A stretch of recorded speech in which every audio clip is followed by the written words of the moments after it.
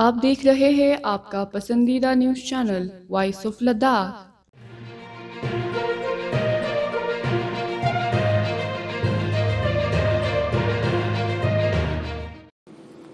آل Kargil student association Delhi کی نو منتخب ایگزیکٹو باڈی نے آج دلی میں منعقدہ ایک تقریب میں تنظیم کے نئے عہدیداروں کا حلف لیا۔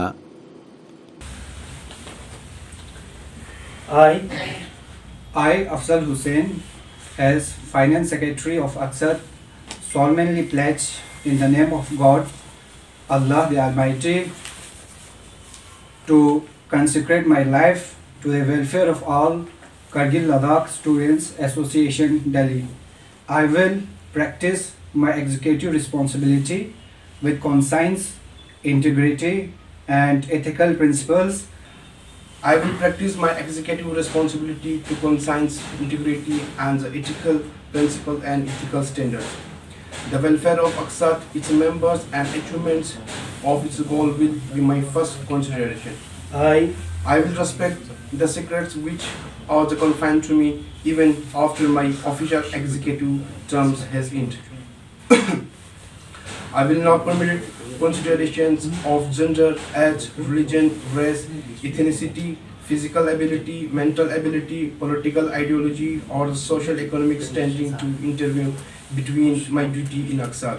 I will maintain the utmost respect for the inherent dignity and the worth of every Aksat member, even under threat to myself. I'll make a promises solemnly, freely, and upon my honor.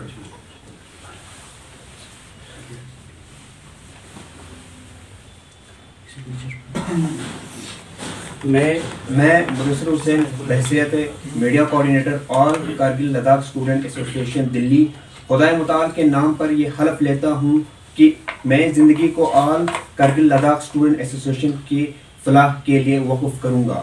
میں اپنے عہدے کی ذمہ داری دیانتداری، شعور اور وقار کے ساتھ ادا کروں گا کہ جو اقصد کے آئین، سماجی اقدار، اخلاقی اصولوں اور اخلاقی معیارات کے مطابق ہیں۔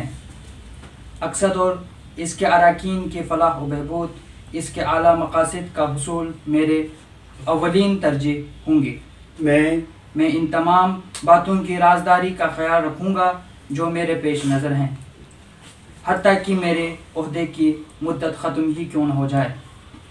میں کسی بھی طرح کے تعصب جو جنس، عمر، مذہب، نسل، قومیت، جسمانی اور ذہنی صلاحیتوں، سیاسی نظریات، سماجی و اقتصادی بنیاد پر مبنی ہو کو اقصد میں اپنے فرائض کے راہ میں حامل ہونے نہیں دوں گا۔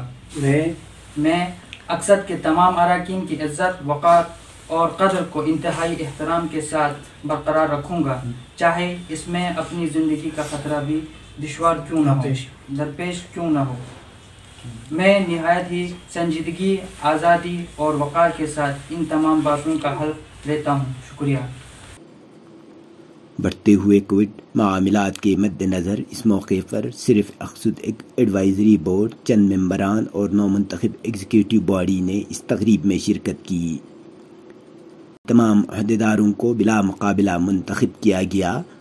حلف برداری تقریب کے موقع پر سابق صدر سیف علی خان بھی موجود تھے، جنہوں نے آمدنی اور اخراجات پر مشتمل ضروری لوازمات کو نو منتخب ایگزیکٹو باڈی کے حوالے کی۔ کسی نے نہیں کیا، ہر کسی نے فری ہینڈ کام کرنے کا مجھے موقع دیا، اور اسی کے باوجود یہ سارا جو اراؤنڈ لسٹ آف 37 ورک ہے یہاں پہ جو کہ ہم کر پائے۔ بہت بہت شکریہ۔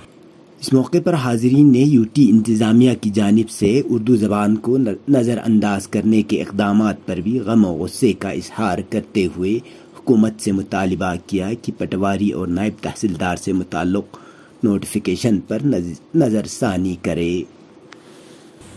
اب میں ان لوگوں کے لیے دو باتیں کہہ رہا ہوں جن کی عادت ہے کہ وہ بغیر پڑھے بولتے ہیں۔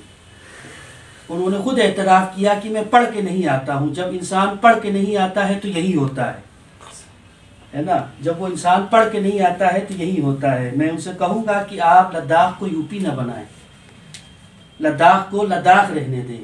یہ امن محبت کی سرزمین ہے، اس سرزمین کی فضاؤں میں زہر گھولنے کا کام نہ کریں۔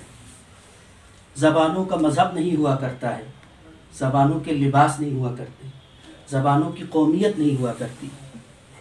آپ ہر چیز کے اوپر لیبل لگانے کا کام نہ کیا کریں۔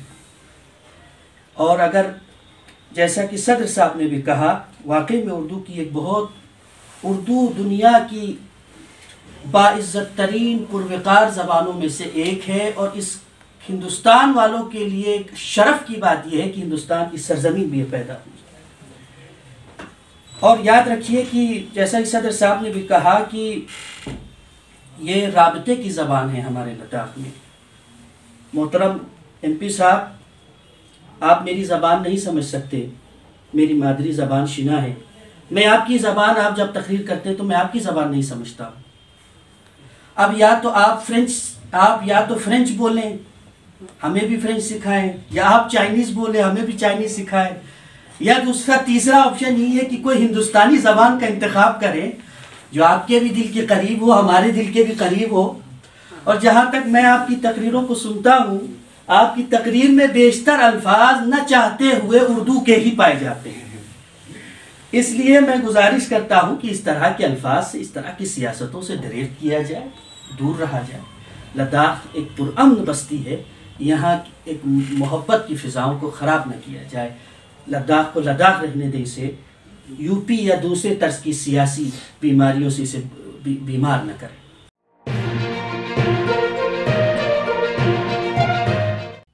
مقامی، قومی اور بین الاقوامی خبروں سے باخبر رہنے کے لیے چینل کو لائک، شیئر اور سبسکرائب کریں، ساتھ ہی بیل آئیکن دبانا نہ بھولیں۔